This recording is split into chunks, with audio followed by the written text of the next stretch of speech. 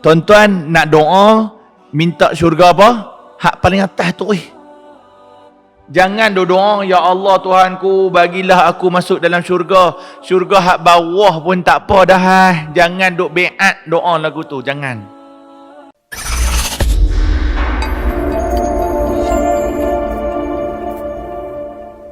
أعوذ بالله من الشيطان الرجيم بسم الله الرحمن الرحيم السلام عليكم ورحمة الله تعالى وبركاته. Kita mulakan dengan bacaan Ummul Kitab Al-Fatihah. A'udzu billahi minasyaitonir rajim. Bismillahirrahmanirrahim. Alhamdulillahi rabbil alamin. Arrahmanir rahim. Maliki yaumiddin. إياك نعبد وإياك نستعين اهدنا الصراط المستقيم صراط الذين أنعمت عليهم غير المغضوب عليهم ولا الضالين آمين. الحمد لله رب العالمين والصلاة والسلام على سيد المرسلين سيدنا ومولانا محمد ختم النبيين وعلى آله وأصحابه أجمعين. سبحانك لا علم لنا إلا ما علمتنا إنك أنت العليم الحكيم. قال رب اشرح لي صدري ويسر لي أمري واحلل عقدة من لساني يفقه قولي. اللهم فقهنا في الدين وعلمنا التأويل واهدنا إلى صراطك المستقيم. ربي يسر ولا تعسر ربي تمم بالخير ولا حول ولا قوة إلا بالله العلي العظيم. أما بعد. الحمد لله Summa alhamdulillah. Pertama-tama dan selamanya syukur kepada Allah Subhanahu wa taala. Hari ini Allah masih panjangkan umur kita. Hidup lagi kita hari ini. Setakat lani lah, balik lagi tak tahu lagi.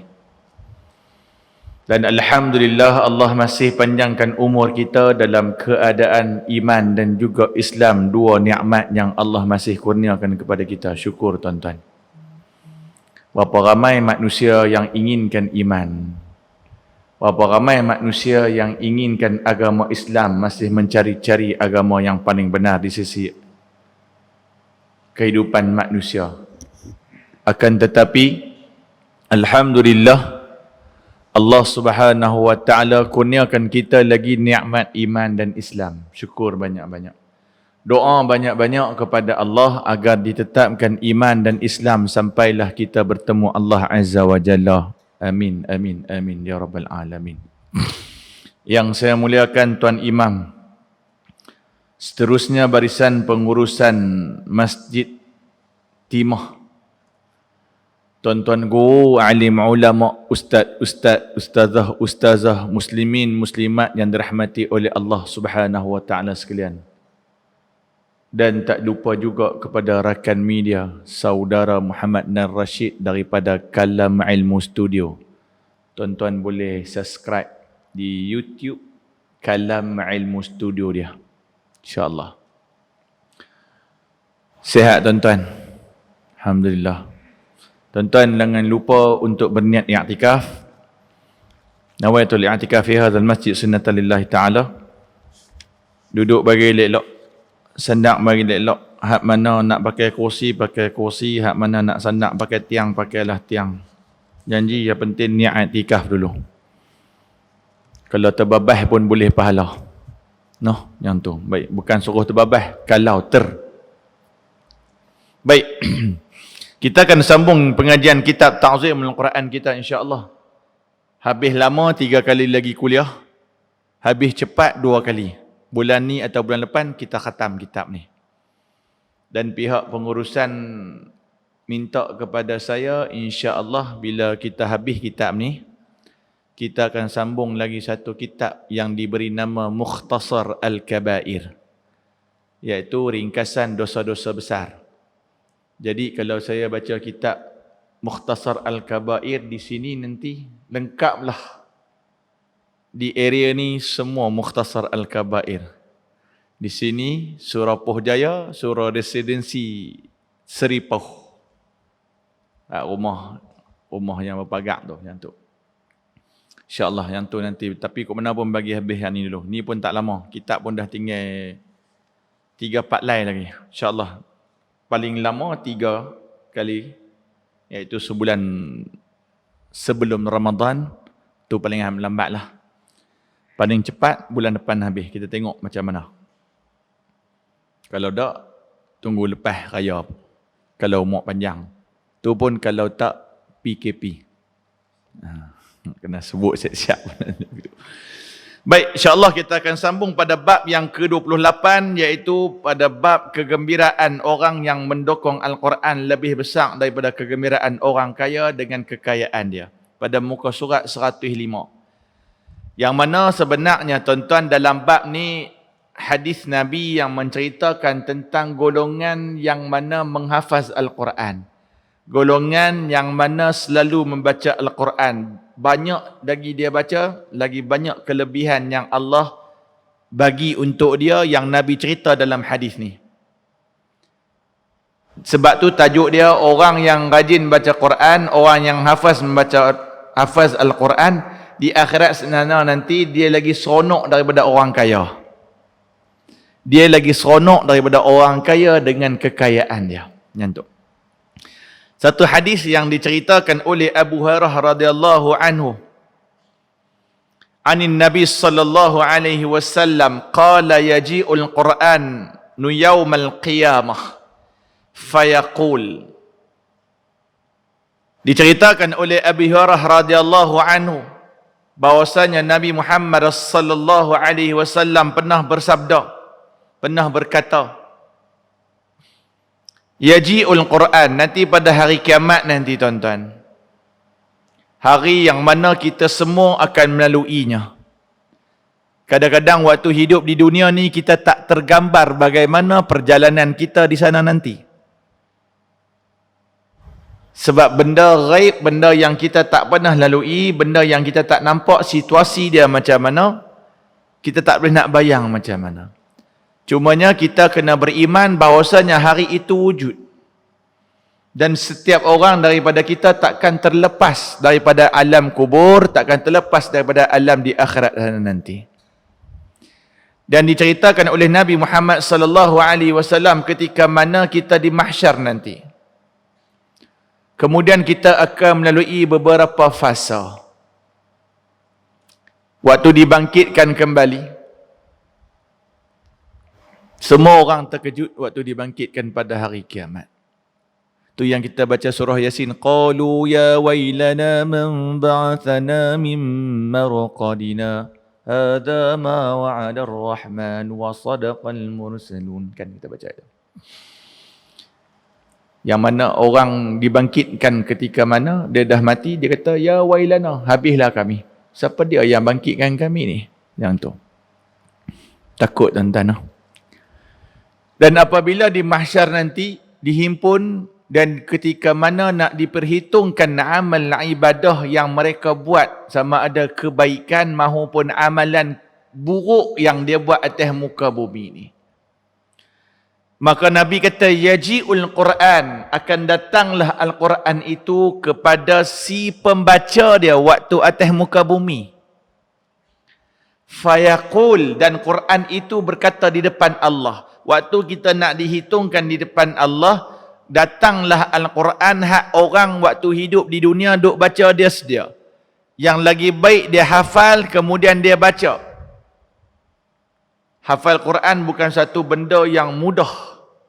Apatah lagi nak memperingati dan nak mengulang satu benda yang sulit, yang sukar tapi tak mustahil. Sebab itu ganjaran dia pun sangat hebat. Maka Quran itu datang kepada si empunya yang membaca Al-Quran itu. Dia kata apa? Ya Rabbi, wahai Tuhanku, halih,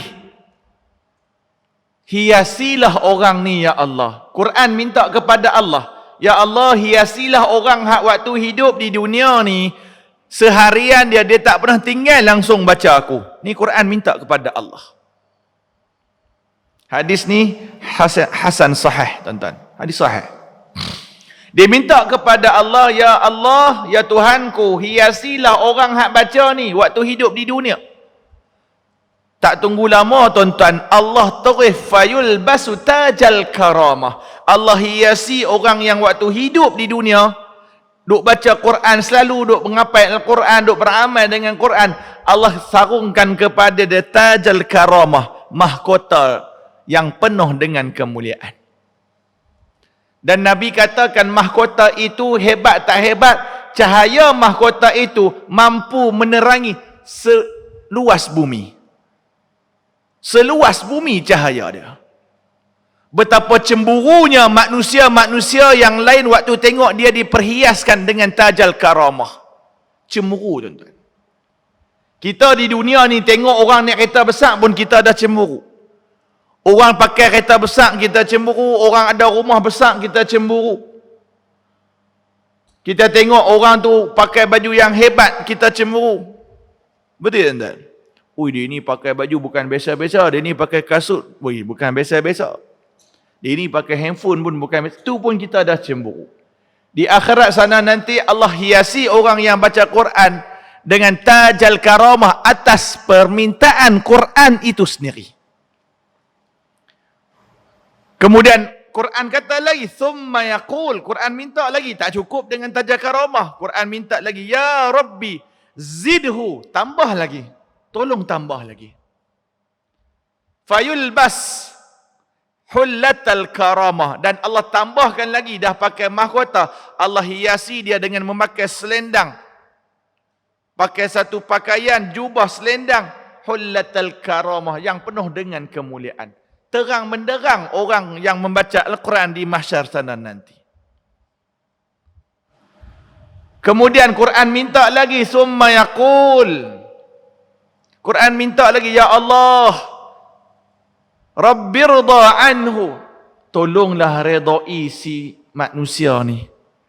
Baiknya Quran tu, tuan-tuan. Fayarda anhu, maka Allah meredai orang tu. Fayuqalu lahu, dan dikatakan kepada pempunya Al-Quran, Iqra, bacalah kamu, bacalah kamu. Dan setiap kali bacaan dia itu dibaca, setiap kali itulah tingkatan-tingkatan dia akan naik. Tuan-tuan, kemuliaan Quran, maka kemuliaan Quran itu akan dapat juga kepada si empunya yang membaca Al-Quran, dan darjat dia bergantung kepada berapa banyak dia baca di dunia. Lagi banyak dia baca atas muka bumi, lagi tinggi darjat dia. Simple. Amalan yang mudah, amalan yang besar ganjaran dia, pahala cukup banyak, pahala cukup besar, senang nak buat. Tak kena buat apa. Tuan-tuan, tak perlu nak berebut dengan orang. Clear contoh. Kita duk berebut nak buat benda yang lain, buat amalan yang lain susah-susah. Yang ni simple, buka Quran, ambil wuduk, bawa Quran, baca. Kalau orang tergamak-gamak tengah duk menunggu urusan di pejabat, telefon bimbit ada, tak perlu ambil wuduk dah, baca. Tu pun kalau benar-benar beriman dengan sabdaan Nabi ni. Sebab benda yang tu yang kita sebut tadi, benda tak nampak. Kan? Nabi cerita satu benda in the future, masa depan. Hak mana tak beriman, dia akan anggap benda tu biasa. Tapi yang beriman bahawasanya kok mana pun dia akan mati, mesti dia akan buat punya. Sebab apa? Dia nak habuan kat sana tu. Dia tuan-tuan. Iman ni benda yang sangat perlulah, benda yang kena ada dalam diri kita. Kalau tidak, kita takkan dapat darjat muttaqin tu, taqwa. Hudan lil muttaqin alladzina yu'minuna bil ghaib, tuan-tuan. Mudah kan? Dahlah pahala banyak, satu huruf Allah bagi 10 ganjaran. Baca bismillahirrahmanirrahim, boleh dah 19 huruf, 190 dah situ, pahala banyak. Kemudian Quran pula mai tolong backup kita. Amboi mak, nak apa lagi? Tuan-tuan, Tapi cuba bayangkan bagaimana mentaliti umat manusia sekarang ini berkaitan dengan ilmu Quran. Tuan-tuan tengoklah ilmu tajwid sudahlah. Orang bukan nak mau mengaji sangat. Sungguh cakap tuan-tuan. Cek balik diri kita. Tengok kehidupan semasa kita, keluarga kita, anak-anak kita. Kita lebih pentingkan dunia ataupun akhirat.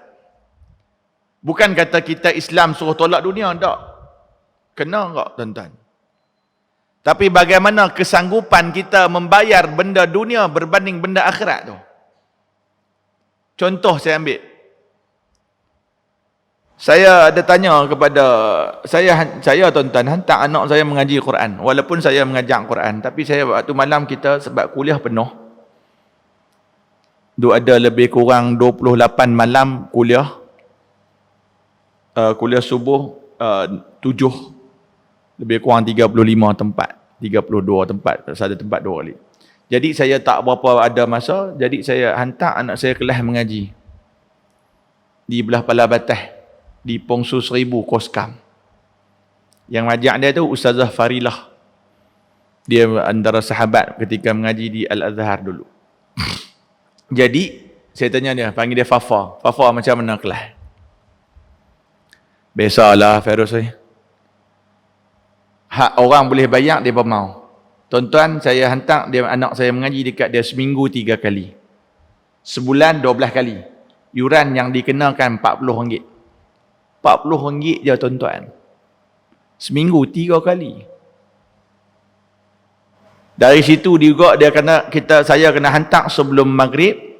Zaujah saya hantar, bini saya hantar.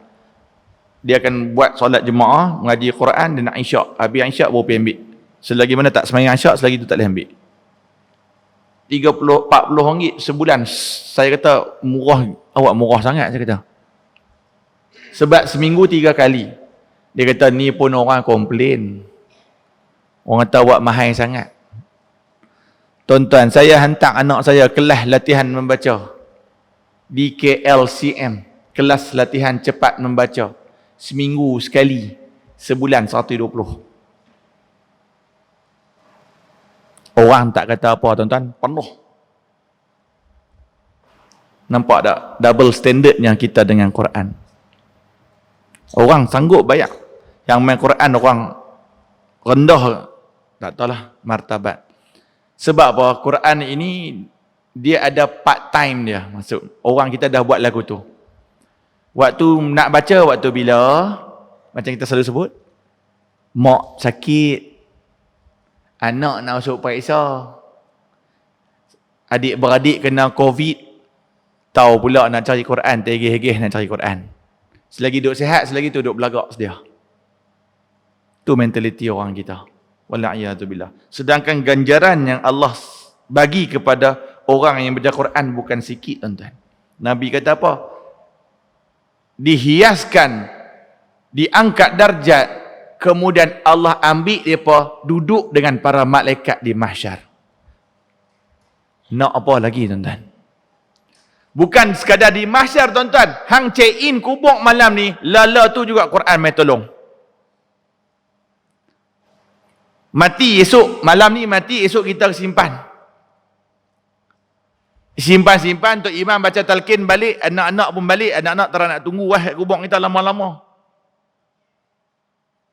Semua orang akan balik, tak ada seorang ambil tilam yang tidur tepi kubur kita, tak ada seorang pun yang ambil tilam, abah oi tak apa, cek teman abah tepi kubur ni, tak ada pasal. Habis kuat dia teriak seminggu 2, lepas tu lupa dah. Bini pun habis iddah, boleh pergi kerja apa, boleh masuk apa semua kerja apa, jumpa asal-asal lupa. Balik buka tengok TV, tengok cerita drama apa, lupa dah kita hak dalam kubur tu. Tapi Quran tak tuan-tuan. Hang masuk hari ni, start habis talqin, dia mai tolong. Dia bantu kita daripada sesaan kubur. Hebat tak tuan-tuan? Itu ganjaran. Sebab tu Nabi kata apa? Orang yang mana baca Quran, dia punya syok ni di sana nanti lagi syok daripada orang kaya dengan kekayaan dia. Kaya ni syok waktu hidup di dunia, tapi di akhirat tengok bagaimana Orang yang kaya di akhirat, kaya di dunia, di akhirat nanti lagi lama hitung dia. Lagi lama azab dia. Bukan lagi lama dia punya hisab dia. Bukan azab. Lagi lama dia punya hisab. Orang yang miskin di dunia, di sana nanti qalil, sikit saja. Sat saja hitungan hisab dia. Tapi orang kaya lagi lama. Nak tengok dia punya mai mana duit tu, setiap sen yang digunakan ke arah mana dan sebagainya. Yang tu. Tuan-tuan, no? Baik, itu kelebihan orang yang mana membaca Al-Quran. Kita tengok pada muka surat 106.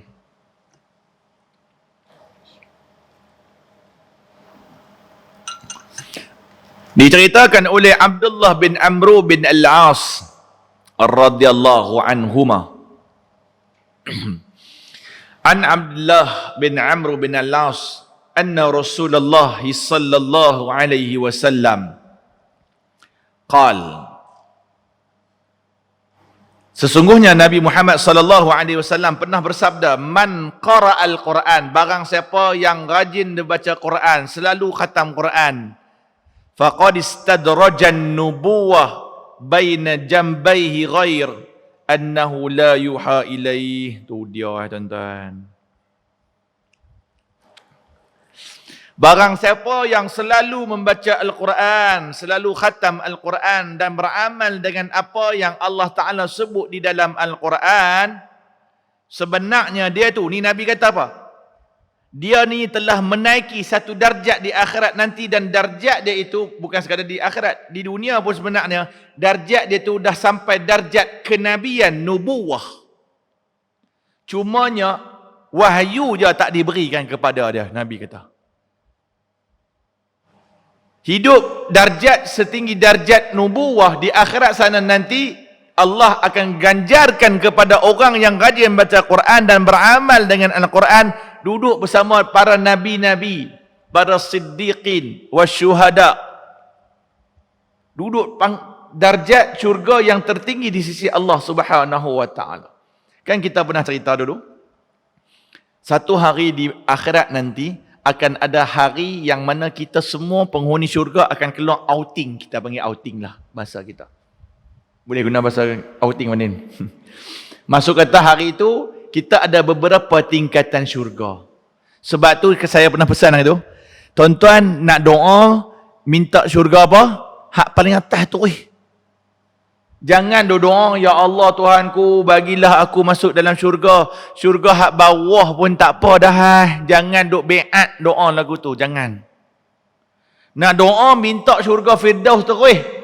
Walaupun tahu kaki hak doa ni kaki ketum. Kan?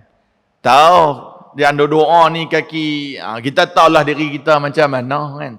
Walaupun memang diikut dari segi kelayakan, memang tak layak pun nak syurga Firdaus, tapi nak kata apa, minta juga syurga tu.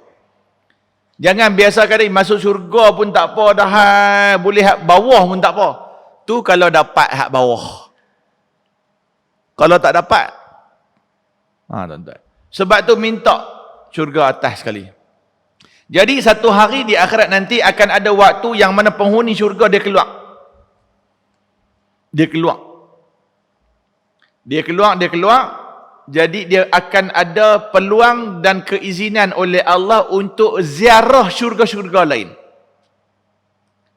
Hak duduk bawah syurga bawah, Adnin, Naim, dia pergi tengok syurga Firdaus. Maka timbullah dalam hati dia kekesalan, bukan menyesal, kesal. Ish, kalau aku tahu macam ni punya syok. Walhal di syurga lain pun dah cukup hebat dah tuan-tuan. Tapi bila dia tengok syurga hak paling tinggi, dia kata, ish, kalau aku pulun sikit lagi kat dunia ni, aku boleh duduk dah dengan mereka ni. Kalau aku pulun sikit lagi di dunia ni, aku boleh duduk dah dengan mereka. Sebab tu tuan-tuan, pulun sungguh-sungguh.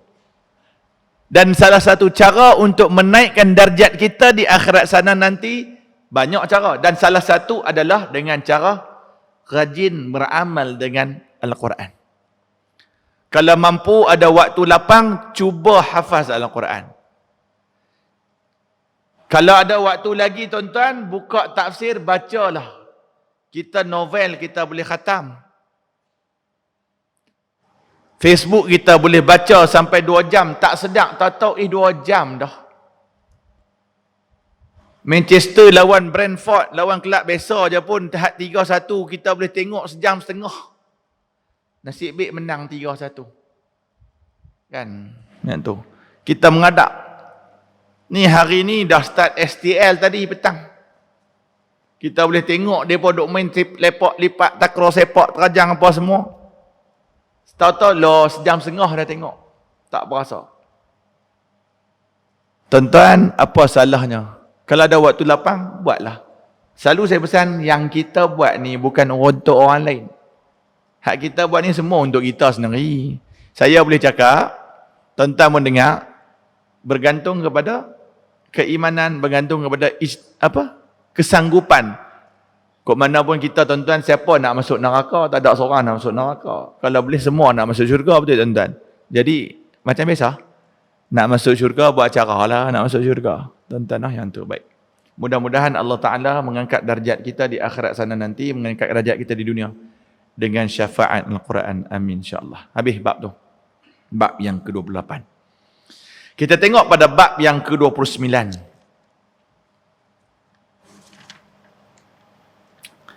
Bab yang ke-29. Iaitu jangan ada perasaan sombong dengan Al-Quran. Macam mana pula ni? Itu. Baik. Bacaan Al-Quran kita faham ia merupakan satu ibadah. Dan sifat sombong itu membatalkan pahala ibadah. Ingatlah, kita bukan sekadar baca Quran saja. Apa-apa ibadah yang mana bila ada sifat sombong dalam diri kita, maka pahala ibadah itu terbatal. Sebab sifat sombong secara automatik dia akan ada sifat riak. Dan riak itu merupakan salah satu ciri-ciri yang membawa kepada kesyirikan. Dan Allah nyatakan tentang sombong, tentang riak di dalam Al-Quran surah Al-Furqan ayat 23 juzuk yang ke-19 muka surat hak belah kiri duduk di baris yang kelima. Wa qadimna ila ma 'amilu min 'amalin faj'alnahu haba'an manthura. Setelah mana kami meneliti amal ibadah mereka yang mereka buat atas muka bumi ni. Hak mana mereka rasa mereka buat tu betul dah. Rupa-rupanya mereka buat tu bukan kerana Allah, bukan kerana kami, kata Allah. Faja'alnahu haba'an manthura. Kami akan jadikan pahala ibadah mereka itu debu yang berterbangan. Sia-sia sahaja. Ibadah yang kita buat mesti kerana Allah Subhanahu wa taala.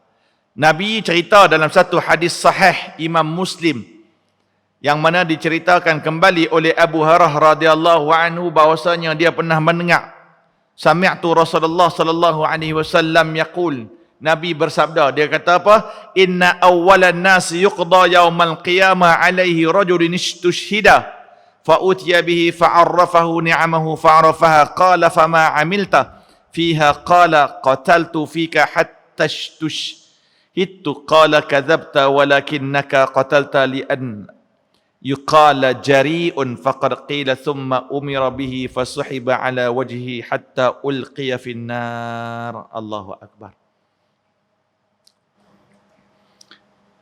Diceritakan oleh Abu Hurairah, Nabi Muhammad SAW pernah bersabda, dia pernah dengar, manusia yang terawal akan diadili pada hari kiamat adalah orang yang mati syahid. Orang yang mati syahid akan bawa depan Allah Subhanahu wa taala. Allah peringat tentang nikmat yang Allah bagi waktu hidup di dunia. Dia pergi perang, Allah bagi dia sihat, Allah bagi dia ilmu, kekuatan tentang ilmu perang, Allah bagi dia sihat tubuh badan, boleh pegang pedang dan sebagainya untuk pergi perang.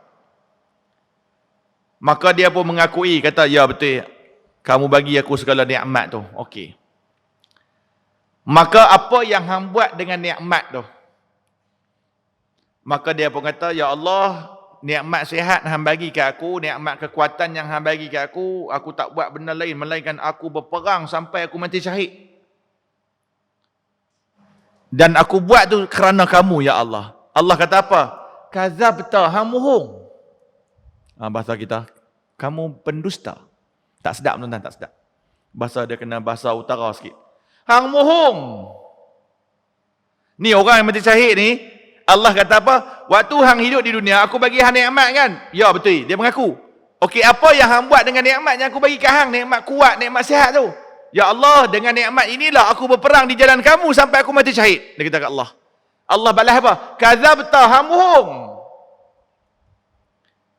Hang mati ni, hang mati syahid, hang pi perang tu bukan kerana aku. Tapi hang pi tu, sengaja hang pi perang untuk mati sebab hang nak dapat nama. Hang nak bagi orang kata, inilah pahlawan, inilah pendekar, inilah orang yang berani. Sampai hang nak buat serupa buat tugu untuk hang. Kalau boleh nak di Masjid Timah ni ada Panglima Hairi contoh. Kira dia ni pergi perang Palestin meninggal di sana. Dia nak sampai lagu tu. Maka apa yang Allah Ta'ala bagi kepada dia, Allah perintahkan dia agar lelaki itu dicampakkan ke dalam api neraka dengan muka dia ni rapat ke lantai neraka. Dahsyat tuan-tuan. Tuan-tuan boleh bayang tak, neraka hak paling ringan. Azab yang paling ringan, diambil batu, diletakkan bawah tapak kaki, pam otak mendidih.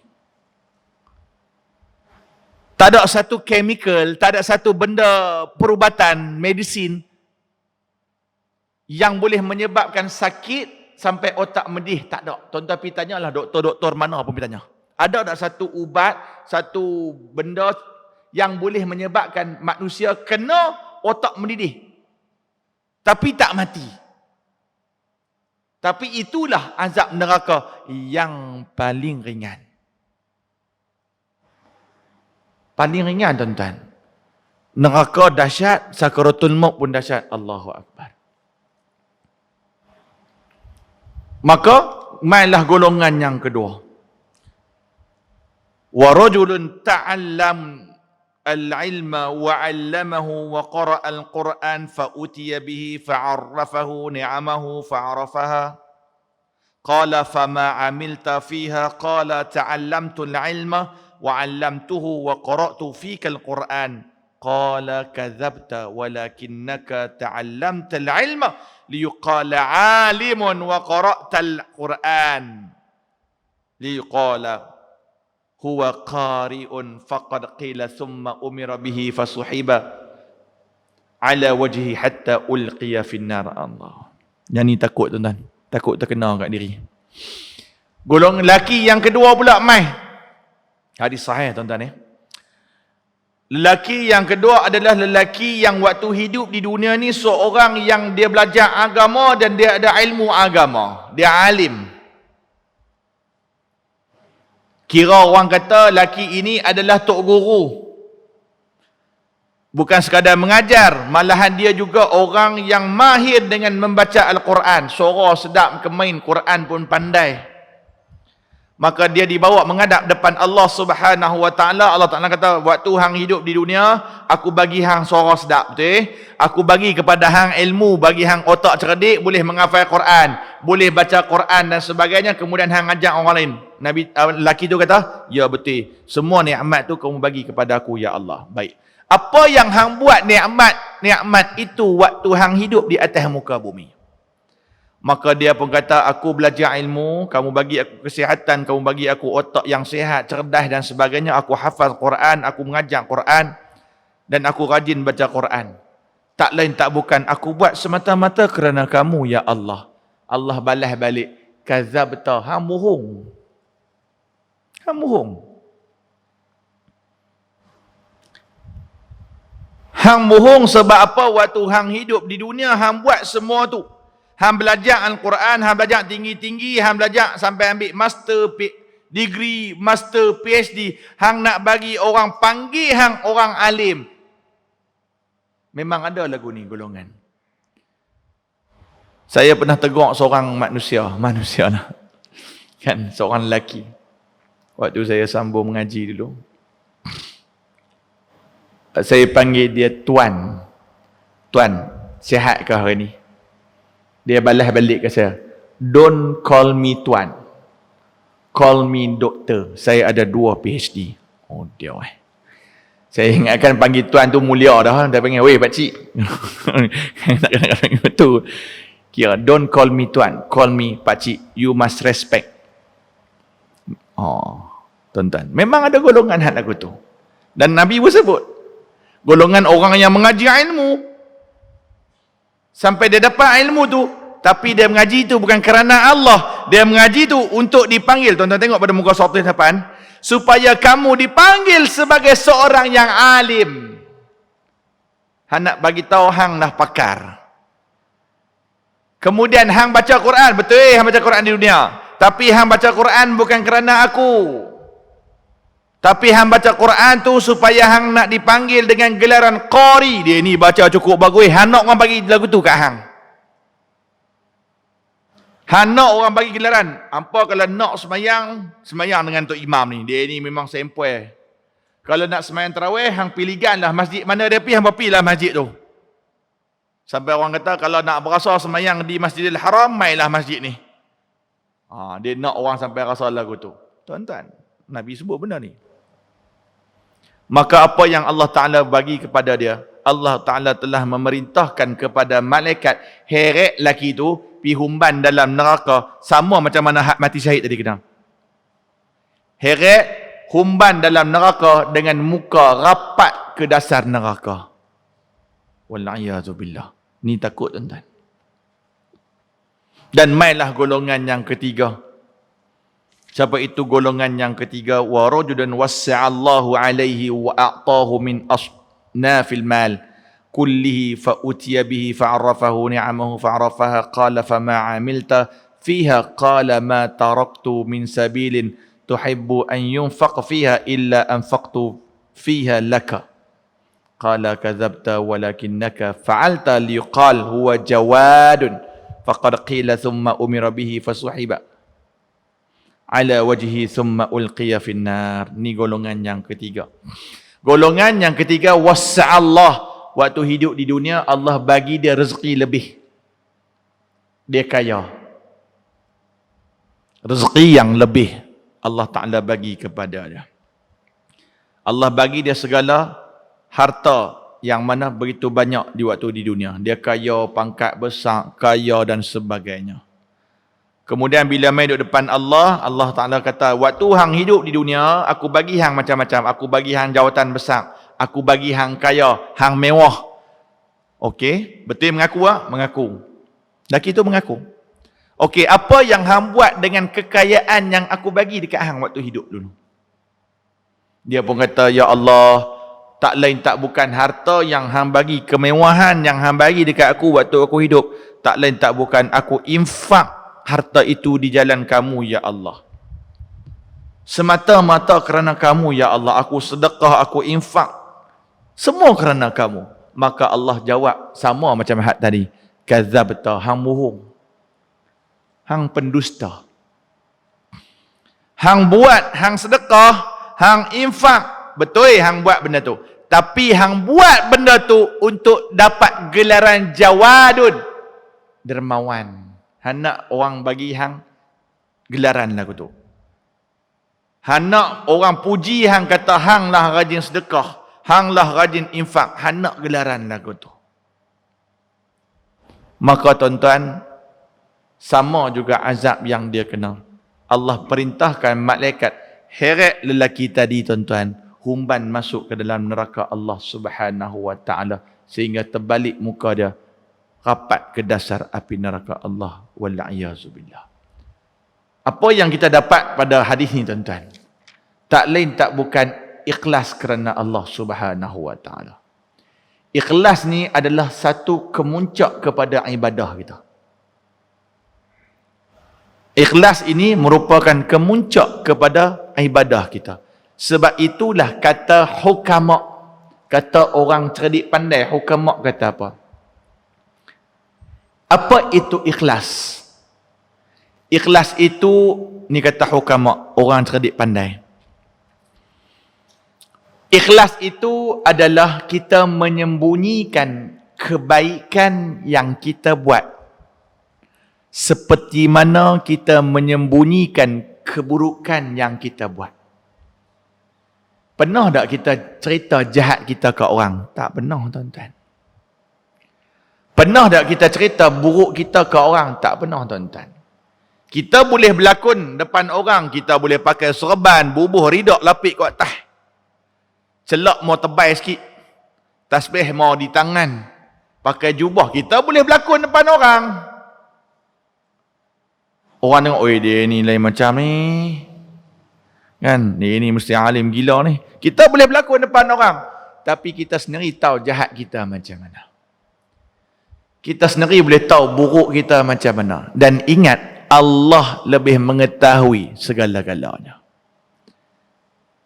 Jadi bila kita tahu buruk kita, pasal apa metang jahat kita pun, kita sembunyikan jahat kita. Pasal apa metang benda baik kita nak kena tayang ke orang. Itulah kemuncak ikhlas. Kita kata hukumat, kita sembunyikan kebaikan yang kita buat. Seperti mana kita menyembunyikan keburukan yang kita buat. Tak nafi, tuan-tuan. Pujian manusia itu satu benda yang lazat. Tak nafi benda tu. Siapa tak seronok kena puji? Sungguh. Tapi takkan kita nak makan pujian manusia, di lambung pujian manusia tinggi, tapi di akhirat nanti tersungkur rapat muka di dasar neraka Allah Subhanahu wa taala. Letak lagu ni lah senang. Kita ni amalan dah lah tak banyak, kan? Tapi bila kita buat amalan, pasal apa nak tunjuk kat orang pula? Nanya tak kita? Nanya. Amalan dah tak banyak mana, tiba-tiba bila kita buat amalan baik, kita tayang ke orang, lalah amalan itu menjadi sia-sia. No, tuan-tuan. Jadi orang yang cerdik. Jadilah orang yang cerdik, tuan-tuan. Mudah-mudahan Allah Ta'ala menerima amalan kita. Allah Ta'ala meletakkan kita dalam keadaan yang diridai oleh Allah Subhanahu wa Ta'ala. Tuan-tuan ni, tinggalkan perasaan sombong, tinggallah perasaan riak.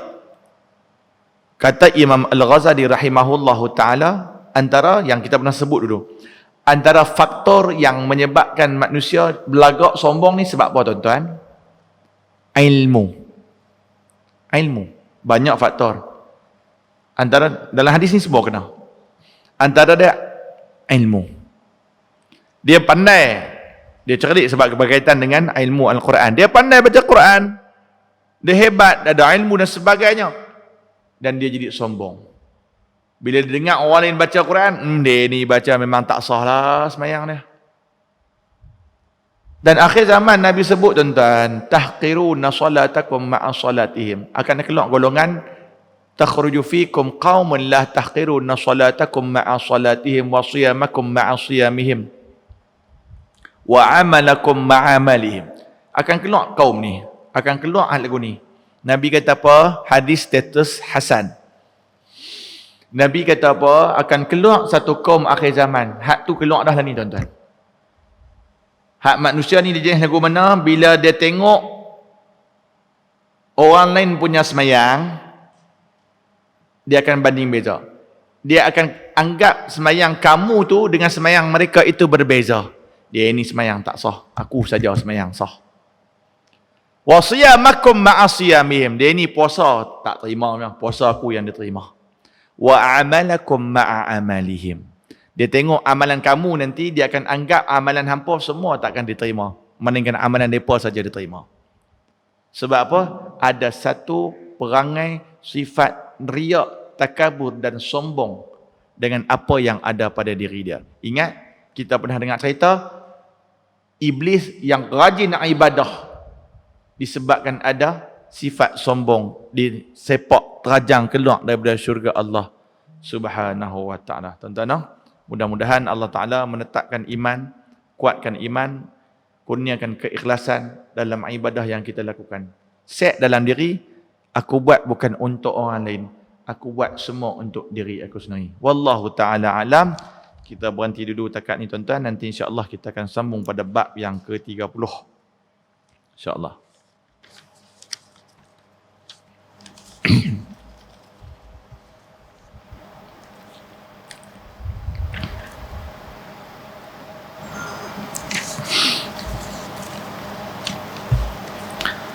Oh, lupa nak maklum kat tuan-tuan. Tuan-tuan ingat tak? 2 bulan sudah saya ada buat mohon sumbangan kepada 2 orang pelajar. Ingat tak tuan-tuan? Yang mana ayah seorang pelajar itu, yang dua-dua pelajar itu sambung mengaji di Iqdar, Institut Quran. Ingat tak tuan-tuan? Nak maklum tuan-tuan, yang mana seorang pelajar itu yang ayah dia kanser stage 4, kanser prostat tu, tuan-tuan ingat kot. Tuan-tuan, ayah dia telah kembali ke rahmatullah Khamis lepas. Bukan Khamis baru ni, Khamis minggu lepas. Lepas maghrib kira malam Jumaat lah. Jadi doalah mudah-mudahan Allah Ta'ala menerima amalan arwah Abang Jamaluddin tu, dan Allah menguatkan semangat kepada Muhammad Iman tu. Yalah tuan-tuan, saya bila dengar berita tu, saya satu benda aja saya jadi stuck. Sebab apa? Dia dah kehilangan ibu, kemudian ayah pula meninggal, dan dia lah anak sulung kan. Dia anak sulung, jadi dia pula tengah duk mengaji. Saya kata tak apa, pastikan hang khatam, habiskan diploma Al-Quran hang. Kalau nak kerja, lepas tu kerja, tapi jangan berhenti mengaji. Saya kata jangan berhenti sekat. Kita faham lah ni dalam fasa dia, fasa yalah mak tak ada tuan-tuan, ayah pula tak ada kan. Umur baru 19, 20 masuk 20 tahun ni kan. Dengan mengaji, dengan dia kata bak yuran apa jangan risau, kita akan ikhtiar. Dia kata mengaji tuan-tuan. Dia pun kata doalah untuk dia tuan-tuan, pakai doa lah tuan-tuan. Mudah-mudahan Allah Ta'ala menguatkan iman dia, bagi dia terus semangat untuk habiskan diploma tahfizul Quran dia di Iqdar insya-Allah. Itu sebagai makluman, lupa nak maklum betul. A'udzubillahi minasyaitonir rajim. Bismillahirrahmanirrahim. Alhamdulillahirabbil alamin wassalatu wassalamu ala asyrafil anbiya'i wal mursalin wa ala alihi wa ashabihi ajma'in.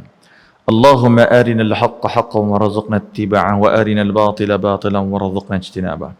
Ya Allah, ya Tuhan kami, tunjukkan kepada kami yang benar itu benar, ya Allah. Kurniakan kepada kami semua agar kami semua melalui jalan yang benar itu, ya Allah. Ya Allah, tunjukkan kepada kami yang salah itu salah. Tunjuklah kepada kami yang dosa itu dosa. Jauhkanlah kami, ya Allah, daripada melalui jalan yang salah dan berdosa itu, ya Allah. Allahumma inna na'udzubika minal barasi wal jununi wal juzami wa min sayyi'il asqam.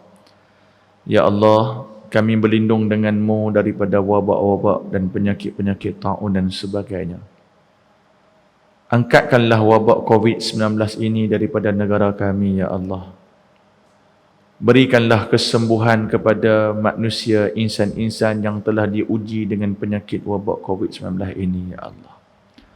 Rabbana atina fid dunya hasanah wa fil akhirati hasanah wa qina adzabannar. Ya Allah yang Maha Pemurah lagi Maha Penyayang, kurniakanlah kepada kami seluruh kebaikan di atas muka bumi ini. Kurniakanlah juga seluruh kebaikan di akhirat sana nanti. Permudahkanlah urusan kami di atas muka bumi ini, permudahkanlah urusan kami di akhirat sana nanti, permudahkanlah urusan kami di alam barzakh nanti juga, ya Allah. Ya Allah, ya Rahman, ya Rahim, ya Dzal Jalali wal Ikram, kami memohon kepadamu, ya Allah, pada malam ini. Kami menadah tangan pada malam ini, ya Allah, meminta kepada kamu, masukkanlah kami dan seluruh ahli keluarga kami ke dalam syurga-Mu, ya Allah. Lindungilah kami, peliharalah kami dan seluruh ahli keluarga kami daripada diazab oleh sesaan api neraka-Mu, ya Allah. Terimalah doa kami, terimalah hajat kami, terimalah pembacaan kami, terimalah i'tikaf kami, terimalah sedekah yang kami lakukan. Jadikanlah sedekah yang kami lakukan sedekatun jariyah, pahala yang mengalir terus walaupun kami telah meninggalkan dunia ini ya Allah. Wa sallallahu ala sayyidina Muhammad wa ala alihi wa ashabihi ajma'in walhamdulillahi rabbil alamin. Yang baik itu daripada Allah Subhanahu wa taala, salah dan silap terkasak bahasa tercuri masa yang lebih minta maaf dan tuan kelemahan saya sendiri. Kita tutup majlis kita dengan tasbih kafarah dan suratul As. Subhanakallah wa bihamdika asyhadu an la ilaha illa anta astaghfiruka wa atubu ilaik. Bismillahirrahmanirrahim. Wal 'asri innal insana lafi khusr illa alladhina amanu wa 'amilus salihati wa tawasaw bil haqq wa tawasaw bis sabr. Aqulu qawli hadha wa astaghfirullah al-'azim li wa lakum. Assalamu alaikum warahmatullahi taala wabarakatuh.